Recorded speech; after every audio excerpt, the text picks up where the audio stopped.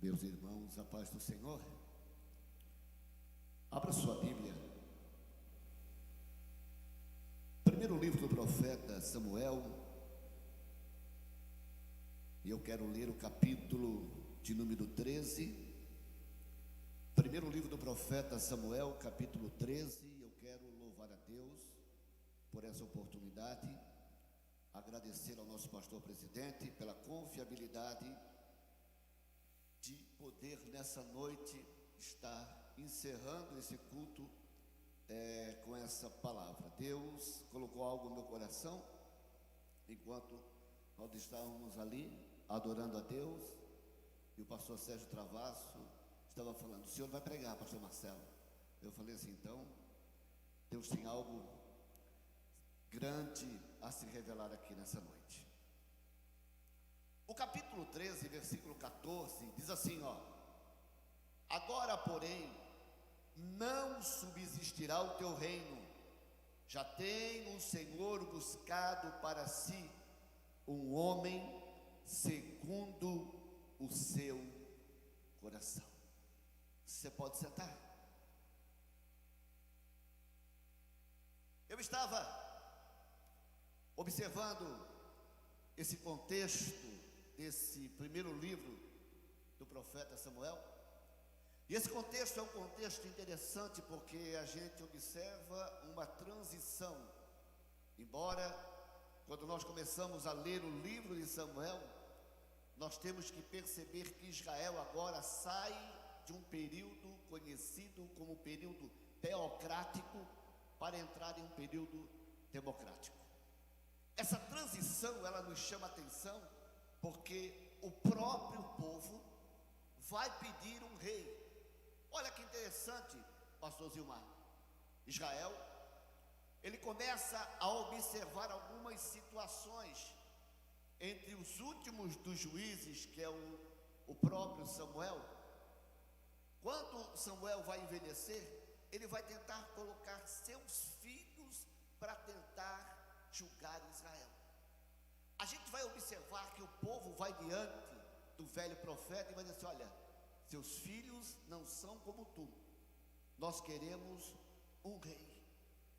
E quando nós olhamos e paramos isso, nós temos que entender que essa escolha, que nós entendemos como democracia, vem da parte do povo. É você observar o capítulo de número 21 e o versículo de número 25 do livro de Juízes, você entende a fala desse livro, e o livro diz assim: e naqueles dias não havia rei em Israel, e o povo fazia o que parecia reto aos seus próprios olhos. A gente começa a ler a história de Israel, e a gente já observa algumas dificuldades. Israel tinha muita deficiência, desde a saída do Êxodo. Israel vem entre seus altos e baixos. Quando nós entramos dentro desse contexto bíblico e observamos o próprio povo pedir a Samuel um rei, e ele vai consultar a Deus, pastor Zilmar. E quando ele consulta a Deus, pastor Sérgio Travasso, olha a colocação de Deus para o profeta: eles não estão te negando, eles estão negando a mim. Você conhece a história? Eu tenho que ser breve. A Bíblia vai informar que entra Saul na história, e o reinado de Saul é um reinado tão lindo, é tão interessante estudar concernente à história de Saul, porque Saul começa super bem, mas o seu término é desastroso. Observe que o capítulo em que acabei de ler vai dizer que Deus vai negar o ministério de Saul. E o que Deus vai fazer, pastor Marcelo? A Bíblia vai dizer que Deus vai se revelar a Samuel, vai dizer assim: olha, Samuel, não se preocupe, eu já tenho um escolhido. Você pode repetir isso comigo? Eu já tenho um escolhido? Olha aqui, irmão. Essa escolha não é mais o povo que está a pedir. Essa escolha, os céus estão aclamando a Samuel. E quando nós olhamos para esse contexto, a gente tem que observar que Deus não dá nomes dentro desse contexto bíblico. Não existe nenhuma notificação de nome. Percebam que do capítulo 13 até o capítulo de número 16, você não vê Deus falando em Davi. Sim ou não? Não. Deus não fala de Davi. Deus não se revela a Samuel. Deus não fala a Saul. Deus não revela nem ao seu pai Jessé. Mas os céus estavam observando a Davi. O tempo passa e lá vem Deus trazendo a memória de Samuel. Samuel, até quando tu vai ter dó de Saul, tendo eu rejeitado para que reines em Israel?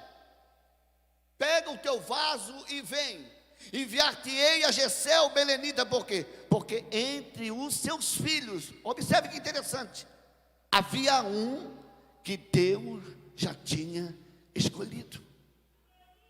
Olha aqui para mim, irmão, vai esquentar, calma aí, segura. Olhar para isso é observar algumas situações. Por que, doutor Alexandre? Deus não dá nomes.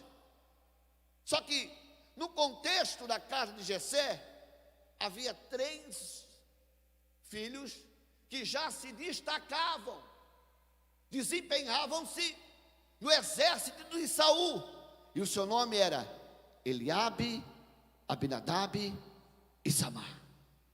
Aí surge uma dúvida, abre-se um ponto de interrogação.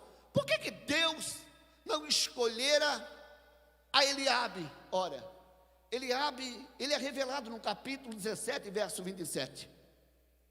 Quando Davi chega para observar como é que está seus irmãos na guerra, Davi vai ouvir o rumor. E havia uma fala, e a fala era essa: Saul está oferecendo uma premiação para quem dá fim no gigante. Davi se interessa por isso. Só que Davi não faz parte da tropa do exército de Israel, mas parte do coração de Davi, pastor Inês, o interesse. Só que quando a gente olha para isso, a gente não sabe nenhuma colocação, pastores. Não existe uma definição concreta concernente ao que Davi fazia. Só que quando ele é interrogado, escute isso, quando ele é interrogado, doutora Thaís, pelo próprio Saul, coisa que ele nunca, existe uma coisa aqui muito básica dentro desse contexto. Você não vê Davi se gloriando. Ele nunca chegou em casa e disse: meu pai, enquanto eu estava cuidando das suas ovelhas, eu fiz algo extraordinário. O que, meu filho? Eu matei um urso e matei o leão. Ele nunca disse isso. Só que quando Saul vai colocar em pauta o seu tamanho, vai dizer para ele: olha, você não tem nem tática bélica para ir contra esse gigante. Ele vai dizer dessa forma para Saul: eu já matei o leão e um urso, coisa que ele nunca disse em casa. Aí nós entramos na história, escute isso. Já que Deus não escolhe Eliabe, porque Eliabe é presunçoso. Você viu a fala que ele vai dizer no capítulo 17, verso 27 e 28 para seu irmão? Olha o que ele vai dizer para o seu irmão: não era para você estar aqui, era para você estar no deserto cuidando de ovelhas defeituosas. Aí, olha o que o irmão vai dizer para ele: o que te fiz de novo? Então, dentro desse contexto da história da casa de Jessé, havia muita adversidade. Repita isso para alguém que está do outro lado: havia muita adversidade. Escute, da parte de Davi para com seus irmãos. Pastor, não era com o pai? Não, não era com o pai, porque com o pai nós não podemos ter nenhum tipo de rivalidade. A Bíblia vai dizer que ele cuidava das ovelhas, e as ovelhas não eram suas, as ovelhas eram do pai. 3 capítulos se passam. Quando eu li isso, pastor Gilmar, e observei esses 3 capítulos em brancos, parece que Deus está escrevendo uma história para alguém. Pastor, eu não entendi. É relativo isso. Nós estamos em véspera, irmã Joyce, do Aviva. Parece que Deus está escrevendo uma história para alguém. Por quê? Porque Deus não dá nomes. E a gente trabalha com nomes, sim ou não? Nós trabalhamos com nomes. O céu não trabalha com nomes. Oracácia.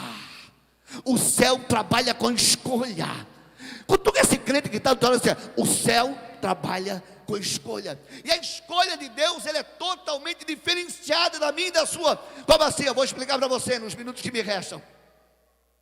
É Samuel pegar o vaso, encher de azeite.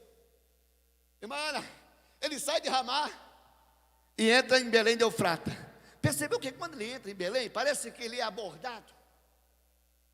Eu não sei se Samuel teve que mostrar o passaporte que tinha que ser vacinado, mas ele é abordado. O que a Bíblia diz? Os anciões de Israel param eles assim: é de paz a tua vinda?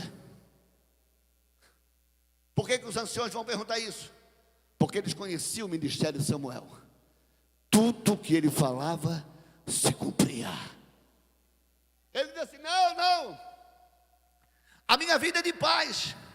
Eu vim sacrificar ao Senhor. Vinde comigo ao sacrifício. Só que a gente observa e não vê sacrifício. A gente observa Samuel indo direto à casa de Jessé. Quando ele chega na casa de Jessé, parece que já tem um alvoroço dentro da casa. Pastor, por que isso? Porque alguém já foi enviado naquela casa assim, ó, Samuel está chegando aí. É Samuel chegar e a voz de Deus se manifestar.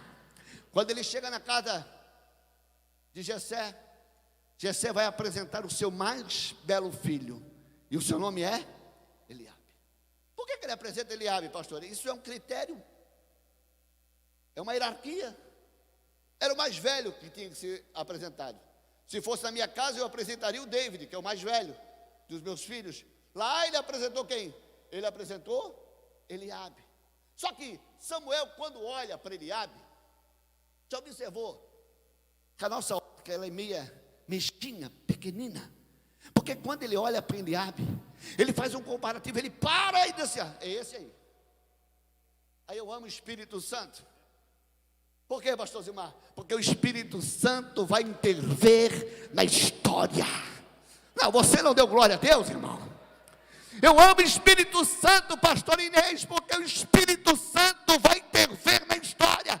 Ele prega Samuel assim, não é ele.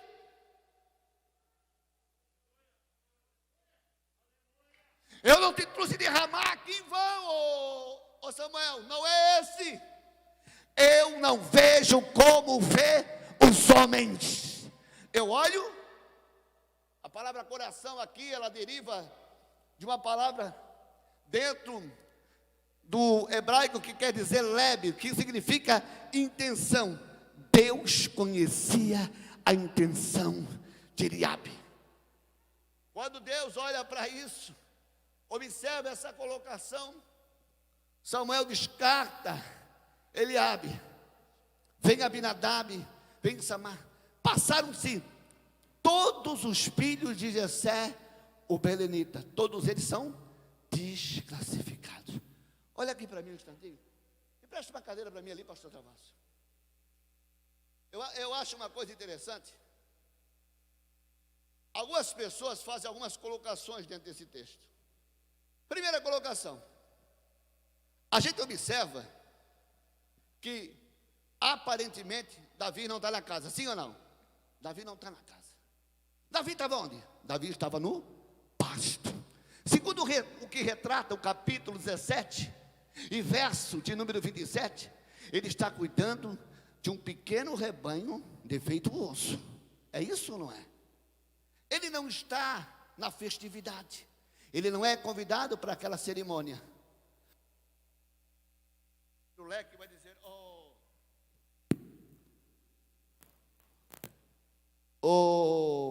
Jessé, você não tem mais nenhum filho aí?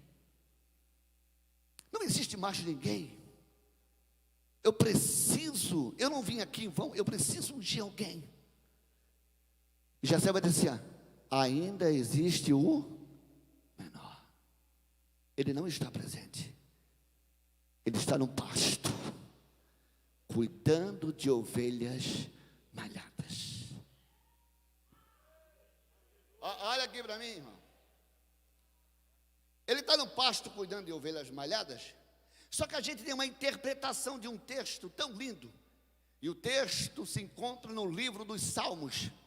O Salmo de número 23, o contexto da vida apresentava 3 capítulos, grave isso, 3 capítulos que não é apresentado o nome de Davi. Dentro desse íntere, falei bonito agora, dentro desse íntere, a Bíblia vai dizer que Davi estava no pasto cuidando de ovelhas. E a gente lembra que Davi carregava um instrumento na mão, né, banda? Ele tinha um instrumento na mão, e ele dedilhava aquele instrumento. Quando ele está dedilhando esse instrumento, dentro desse contexto que está sendo apresentado aqui nessa noite, ele vai frisar um salmo, e é um dos salmos mais lindos da Bíblia que eu acho. E qual seria? O Salmo de número 23. E o que diz lá, pastor? O Senhor é meu pastor e nada me faltará. Me faz andar em verdes pastos, guia-me mansamente pelas águas tranquilas. Aí ele frisa algo interessante: ainda que eu passasse pelo vale da sombra e da morte, eu não temeria mal algum. Segundo alguns historiadores, esse vale, ele é existente, mas a vida diz: eu tenho uma garantia tão grande nesse meu pastor, que se eu passar por esse lugar, nada vai acontecer com a minha história. Só que o Salmo para no verso 4. Quando o Salmo para no verso 4, quem é que aparece no cenário do deserto, do pasto em que estava Davi? O mensageiro enviado pelo pai. E o mensageiro enviado pelo pai diz assim: Davi, corre depressa, por quê? Porque tem alguém na tua casa aguardando a sua chegada. Davi sai do pasto, está se aproximando da casa. Só que antes dele se aproximar da casa, Samuel vai abrir um verbo. E esse verbo está escrito no capítulo 16 e verso 11 do primeiro livro de Samuel. O que seria? Porque quando todo mundo é negado, quando é rejeitado, os filhos de Jessé, Eliabe, Abinadab e Samar e os demais, alguém vai ter uma intenção. Olha a intenção desse alguém. Alguém vai ter essa intenção. Segundo o que retrata o capítulo 16. Alguém pensa em fazer isso aqui, ó. Aí Samuel abre a fala e diz assim, ó: não nos assentaremos em roda da mesa até que ele venha. Olha aqui para mim, estou encerrando. Existe um lugar que é só meu. Levante a mão para dar glória a Deus, irmão.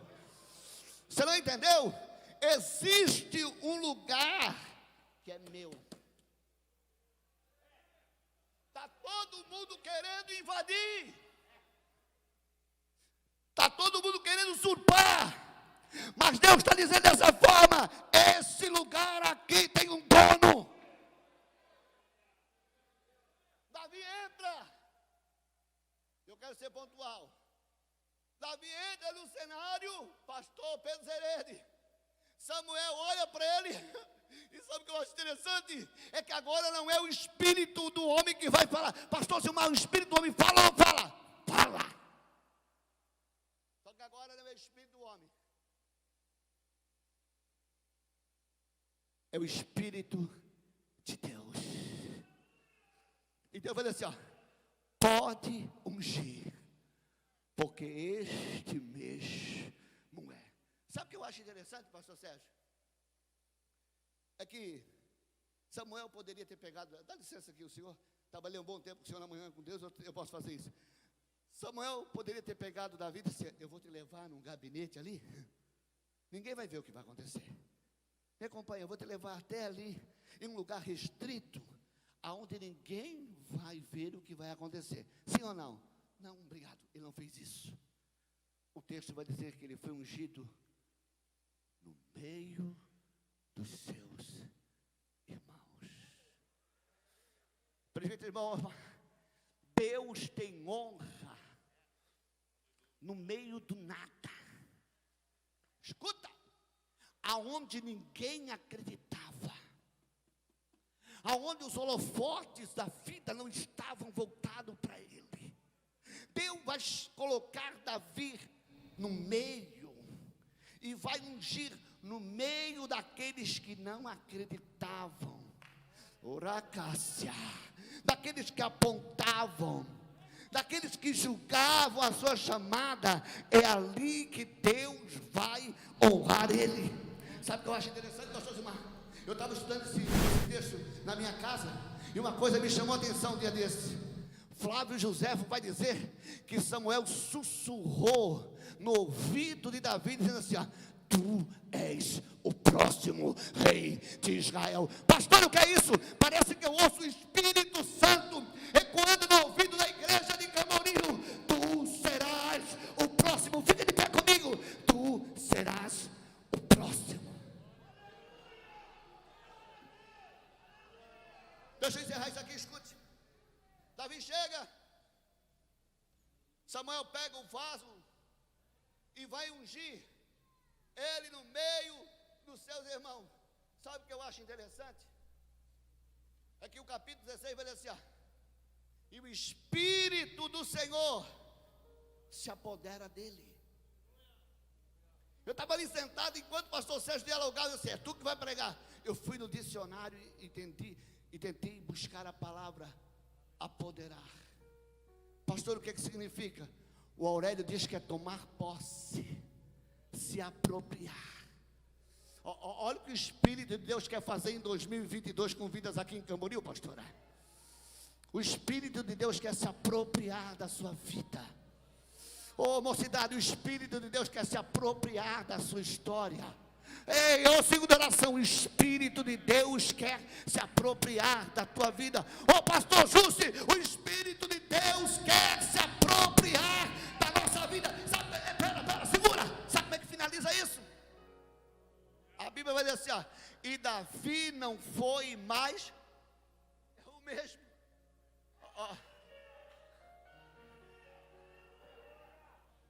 Uracácia.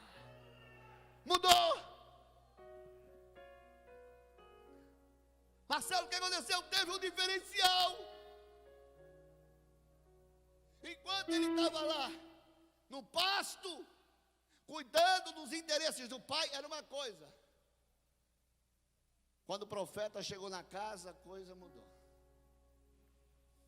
Eu vim ser boca de Deus aqui nessa noite para alguém. Você quer receber?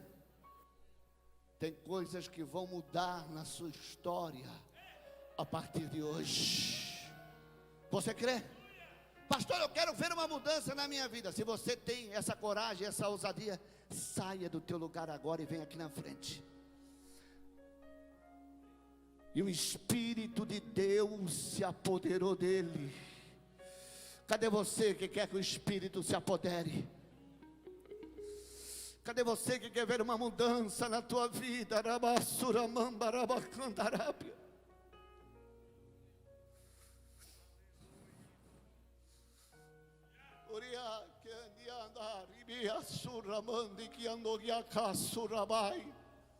E o Espírito do Senhor se apoderou.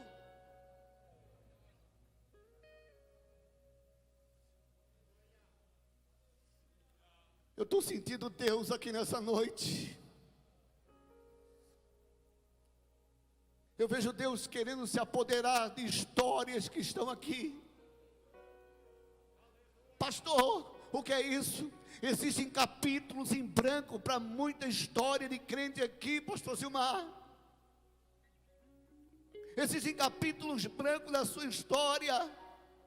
Só que a partir dessa noite o Espírito de Deus falou algo ao meu coração enquanto eu estava ali sentado. Eu estou escrevendo algo novo.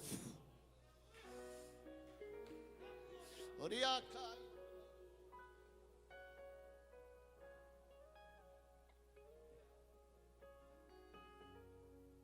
É o Espírito descer e a mudança acontecer. Pensou assim, se Samuel desse crédito à voz dele, ele tinha ungido a Eliabe. Ele deu crédito à voz de Deus. E o Senhor trouxe mudança para a vida dele. Riandi Cassiandácia. Haverá uma mudança. 2022 haverá uma mudança. Coisas boas vão acontecer aqui em Camboriú, haverá uma mudança. Deus preparou essa reunião para mudar histórias aqui nessa noite, pastor Gilmar. Eu estou profetizando para alguém que chegou aqui desacreditado, que não tem vínculo nenhum, está pensando dessa forma, presbítero Isaac. O que vai ser da minha vida? Aí a gente fica nos noticiários, a gente fica vidrado no que a notícia está relatando, e Deus está dizendo nessa noite: o meu espírito vai se apoderar de você.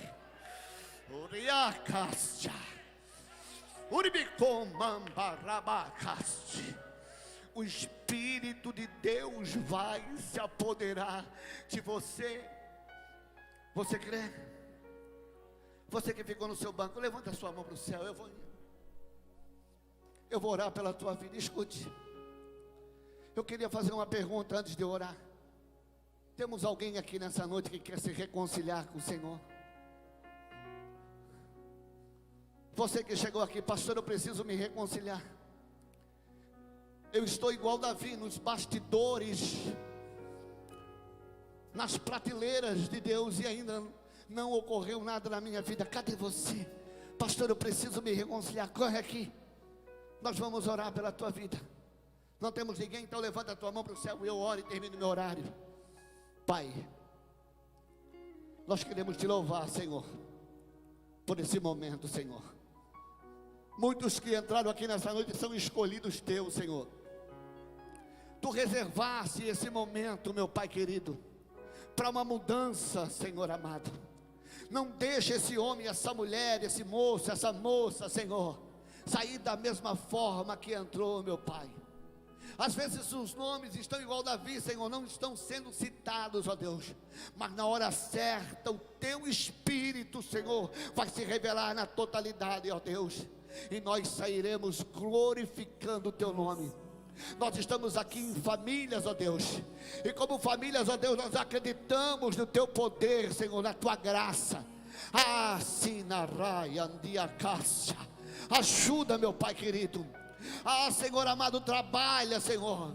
Faz, Senhor, acontecer na vida de cada um, meu Pai, porque nós cremos no teu milagre, em nome de Jesus. E você, antes de dizer amém, abraça essa pessoa que está do teu lado e diz assim: você vai ser o próximo. Diga assim: você é o próximo, você é o próximo. Em nome de Jesus, você será o próximo.